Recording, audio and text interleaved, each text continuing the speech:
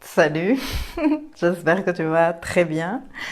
J'espère que tu as passé un bon week-end. J'espère que tu as pu bien recharger les batteries pour démarrer la semaine plein d'énergie et pleine d'énergie. Moi, je reviens te raconter un peu des vibes astrales, de l'énergie que ce qui se passe dans le ciel met à notre disposition toujours et encore avec l'intention de te donner cette info et que toi tu puisses l'utiliser à ton avantage, que tu puisses te préparer, que tu puisses anticiper, que tu puisses utiliser tout ça pour faire aboutir ce que tu veux faire aboutir dans ta vie. Alors, je faisais des posts comme ça par écrit jusqu'à il y a 2 mois environ. Et puis, je me suis dit que j'avais envie de faire un truc un peu plus léger. Il y aura quand même la partie écrite qui accompagnera ces mini vidéos. Mais j'avais envie de faire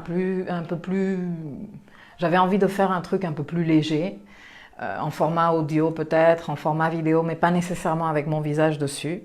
Et l'autre jour sur Instagram, j'ai vu quelqu'un utiliser une ligne comme ça du temps et je me suis dit, ah mais quelle bonne idée. Et donc je me suis dit, je vais utiliser l'idée, je vais m'inspirer de cette idée pour présenter la semaine astrale sous forme de ligne du temps. Et ce sera l'occasion d'utiliser ces jolies petites cartes que j'ai achetées il y a 1 an et demi plus ou moins sur Etsy. Voilà, donc tu me diras qu'est-ce que tu penses de ce nouveau format, si ça t'est utile, si tu aimes bien, si non, bref. Bon, comme tu verras, j'ai divisé ma ligne du temps en deux grands trucs. Il y a le Moon Dance ici en haut, c'est-à-dire on ne parle que de la Lune. Et puis il y a le Planet Dance ici en bas, où on parle des autres planètes et du Soleil, parce que pour le coup, cette semaine-ci, le Soleil fait un truc. Ce n'est pas le cas toutes les semaines. Bon, sinon, pourquoi j'ai décidé de diviser la Lune et le reste des planètes? Eh bien, parce que la Lune est la maîtresse de notre monde émotionnel et donc par extension, elle est la maîtresse de nos humeurs. La Lune change de signe chaque 2 jours et demi, plus ou moins, et cela impacte quelque part le mood qui nous anime. Et je trouve que, personnellement, en travaillant sur moi, j'ai trouvé ça super intéressant que de connaître les différents transits de la Lune et repérer comment moi, je réagissais à ces différents moments et ces différentes humeurs. Et que je pense que toi, ça peut te servir également. Donc voilà, ici, on va parler du mood de la semaine. Et ici, on va parler des grands moments planétaires qui, cette semaine, sont très nombreux. Alors, nous démarrons la semaine avec l'énergie de dernier quartier. Le dernier quartier s'est perfectionné le 15 février dans le signe du Scorpion. Le dernier quartier est la phase lunaire du cycle où on se prépare pour démarrer un nouveau cycle. Le nouveau cycle va démarrer avec la nouvelle lune à la fin de la semaine. Et pendant cette semaine de phase lunaire dernier quartier, eh bien, pour que tu comprennes comment ça se passe, imagine-toi que toi, tu es sur le point de démarrer un nouveau cycle quelque part, que ce soit parce que tu vas bientôt avoir un bébé, que ce soit parce que tu vas bientôt te marier ou emménager avec ton ou ta chérie, que ce soit parce que tu prends un nouveau poste dans une autre entreprise ou dans un autre service de ton entreprise. Voilà. Quel que soit le nouveau cycle que tu es sur le point de démarrer, les derniers temps, juste avant de démarrer ce nouveau cycle, tu es en train de t'organiser, tu es en train de trier ce que tu veux garder de l'antérieur cycle, ce qui va te servir et ce qui ne va pas te servir pour t'en débarrasser. Bon, c'est ça exactement la même énergie du dernier quartier. Nous sommes en mode tri. En mode tri et je me débarrasse, j'élimine ce qui ne me va pas. Comme ce dernier quartier s'est tenu dans le signe du Scorpion, qui est un signe plutôt intense, eh bien, et qui D'ailleurs, par définition, le signe du Scorpion est un signe d'élimination et de purification. Il est fort probable qu'au cours du week-end, tu aies eu comme cette forte compréhension émotionnelle qu'il te faut vraiment te débarrasser de certains aspects de ta vie, de certaines attitudes, et que cela est devenu vraiment évident de façon très intense. Donc on démarre un peu la semaine dans ce mood-là, même si dimanche, la Lune a basculé en Sagittaire et que l'humeur en Sagittaire s'allège rapidement comparé à l'humeur en Scorpion. Sagittaire est un signe explorateur, est un signe de découverte, est un signe de s'ouvrir à de nouvelles perspectives et de nouveaux territoires. Donc on est d'humeur plus allégée jusqu'à mardi que la Lune va basculer en Capricorne. La Lune en Capricorne est une lune de mood très bosseuse, de mood très focalisé, de mood laisse-moi travailler dans mes trucs et avancer parce que je veux rayer des trucs de ma to-do, je veux clôturer ces dossiers, je veux avancer sur ce gros truc qu'il me faut terminer. Et donc, nous allons être focus sur ces 2 jours et demi excellents pour avancer dans des dossiers. Tu vas avoir la concentration nécessaire et, comment te dire, tu vas avoir l'humeur de vouloir être dans ça. Le 20 février, la Lune entre en Verseau. En Verseau, la Lune n'est pas de la même humeur qu'en Capricorne. Elle est beaucoup moins concentrée sur ce qui doit être fait, comme ça doit être fait, les standards de qualité, la to-do list. La Lune en Verseau est une lune qui a envie de socialiser, rencontrer les amis, aller faire l'apéro, faire une réunion créative ou de brainstorming avec la Lune en Verseau est idéal. Mais comme on est dans la semaine de l'élimination et d'identifier ce de quoi on veut se débarrasser et ce que l'on veut garder, eh bien c'est une très bonne lune pour commencer, pour avoir de nouvelles idées, justement par rapport à qu'est-ce qu'il me faudrait faire pour me débarrasser de ci, qu'est-ce que je peux faire dès maintenant, comment je me débarrasse de ça. Pendant que la Lune est en Verseau, nous entrons en phase Dark Moon. La phase Dark Moon est une phase où la Lune ne porte plus du tout de lumière du Soleil, mais elle ne s'est pas encore fait nouvelle. Elle n'est pas encore arrivée à sa rencontre avec le Soleil.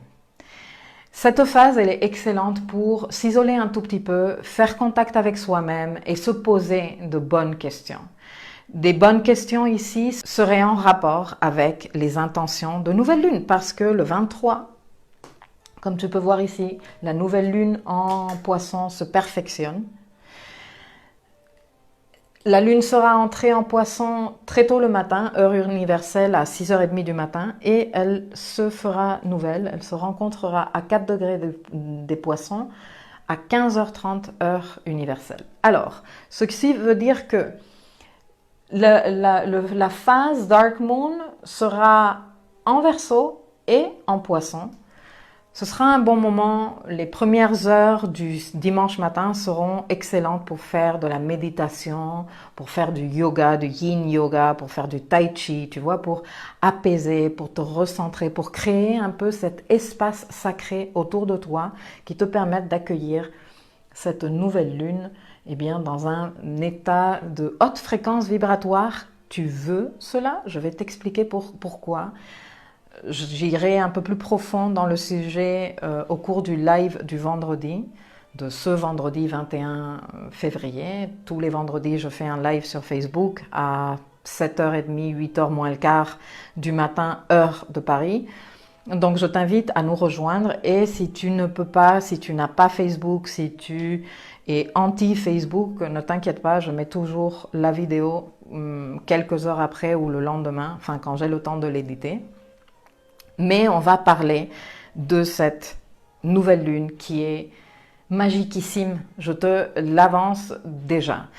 Et je vais t'expliquer pourquoi. Mais terminons de parler donc de la semaine, de la danse lunaire de cette semaine. Donc au cours de cette semaine, on va être dans ça. On va être en train de se débarrasser ou identifier ce de quoi on veut se débarrasser pour se préparer à ce nouveau cycle qui démarre le dimanche 23. Côté Planet Dance, c'est assez bougé cette semaine. Mars, dimanche, est entré dans le signe du Capricorne. Mars ne passe pas par tous les signes toutes les années. Ce qui veut dire que Mars n'est pas passé en 2019 par le signe du Capricorne. Ce qui veut dire que ça faisait 2 ans presque que tu n'avais pas cette énergie de force qu'amène Mars quand il est dans un signe. Mais c'est qu'en plus, Mars en Capricorne, il est au top de sa forme. Pourquoi? Parce que Mars, c'est de la prise d'initiative active, c'est de l'action, c'est de je fais, et que Capricorne, c'est ok, tu veux faire, eh bien regarde, on a ce planning, on a cette structure, on a cette méthodologie et on mise ces résultats-là. Mars en Capricorne, il est trop content parce qu'il avance trop bien, il devient ultra méga efficace. Ce Mars va être au service de Saturne et du boulot que Saturne est en train de faire en Capricorne depuis décembre 2017 et notamment depuis la conjonction avec Pluton en janvier de cette année. Donc, avec ce Mars, tu peux vraiment avancer sur ces choses que tu as pu identifier dans le secteur Capricorne qui doivent être rénovées, réformées et restructurées. C'est tout le boulot qu'on est en train de faire tous en Capricorne. Pour plus d'infos, tous les articles que j'ai faits et les vidéos que j'ai fait déjà au sujet. Mars restera dans le signe du Capricorne jusqu'au 30 mars. Donc, 6 semaines devant toi, magnifiques pour faire du boulot et le faire avancer de façon plutôt très efficace. Aujourd'hui, Mercure, qui est en Poisson, arrive au degré 12 des Poissons et commence à rétrograder. Il va rétrograder jusqu'au 28e degré du Verseau, où il reprendra son mouvement direct le 10 mars.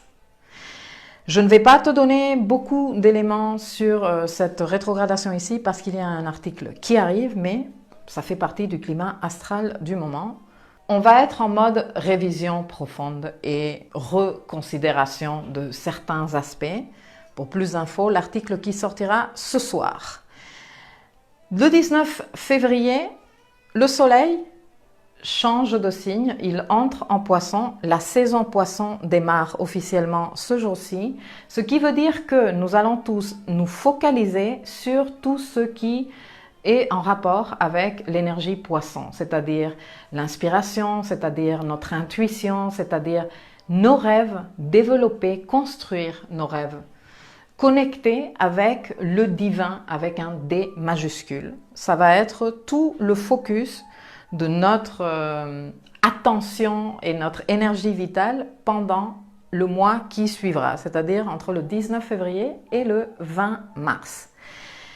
Je te disais tout à l'heure que cette nouvelle lune qui arrive est une nouvelle lune très, très magique. Et la raison, elle se trouve ici. Regarde. Le 20 février, Jupiter, qui se trouve en Capricorne, et Neptune, qui se trouve en Poisson, vont se contacter sous forme de sextile. Alors, pour te raconter rapidement, pour te rappeler d'où on vient, je te rappelle que l'année dernière, ces deux-là, ils ont été en tension toute l'année 2019. D'ailleurs, le carré qui les concernait tous les deux faisait partie du grand contexte 2019. Neptune était en bon terme avec Saturne, il était en sextile avec Saturne en Capricorne, mais il était en carré avec Jupiter. Pendant toute l'année 2019, nous avons travaillé justement cet aspect de responsabilité en ce qui concerne nos rêves, d'arrêter de nous raconter des salades, de vouloir accomplir les choses de façon magique, d'entretenir une pensée magique, d'entretenir une idée de baguette magique et plutôt de nous responsabiliser. C'est ça ce qu'on a compris au cours de l'année 2019. En 2020, Jupiter n'est plus dans le signe du Sagittaire, où il veut grandir de façon démesurée dans tous les sens et sans aucune contention. Jupiter maintenant est un Jupiter beaucoup plus mesuré, beaucoup plus posé, beaucoup plus mature, beaucoup plus réaliste si tu veux. C'est un Jupiter qui dit « Oui, je veux grandir, mais je veux grandir d'une façon qui me corresponde. » Ce n'est pas grandir juste pour grandir, ce n'est pas gagner plus d'argent juste pour gagner plus d'argent. Qu'est-ce que je vais faire avec cet argent? Si c'est mon entreprise que je veux faire grandir, pourquoi je veux la faire grandir? Dans quel sens je veux la faire grandir? Ce rêve que je veux accomplir, comment je veux l'accomplir d'une façon qui me ressemble, qui favorise la qualité plutôt que la quantité? Et là, dans cette vision de ce Jupiter, il contacte Neptune et Neptune dit « Ok, dans ce sens-là, on veut travailler ensemble. Là, on peut construire un rêve. Là, ce rêve, comme tu l'envisages, il est possible. » Alors, ce sextile n'est que le premier de 3 que l'on va avoir au cours de l'année 2020. D'ailleurs, c'est une des signatures astrologiques phares du grand contexte 2020. Donc, on va avoir le temps d'avoir une idée claire de comment on veut mettre en place cette construction de ce rêve ou cette expansion que l'on cherche, plus dans la qualité que dans la quantité. Cette nouvelle lune, c'est l'engagement émotionnel dont tu as besoin pour ce boulot. Une nouvelle lune très magique. Travaille tes intentions. Commence à y réfléchir vers le 21-22 février pour que tu sois prête ou prête pour le 23 février. Voilà, c'est tout. Je te laisse me dire si ce format te convient, si tu as trouvé ça intéressant et je te dis à très bientôt. Bonne semaine à toi.